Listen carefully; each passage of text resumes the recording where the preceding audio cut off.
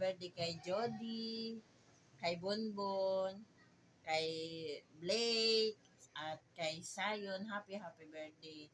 Nawa mag-enjoy kayo sa birthday nyo. God bless sa inyo. Lagi, wish ko lang sa inyo, lagi kayong malakas ang katawan at walang karamdaman.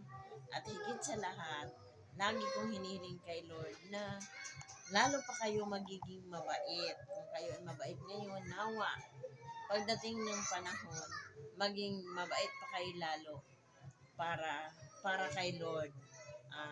Hinihiling ko lagi na hipuin kayo ni Lord lagi, lalo na ang inyong mga puso, na matutong magmahal sa inyong kapwa.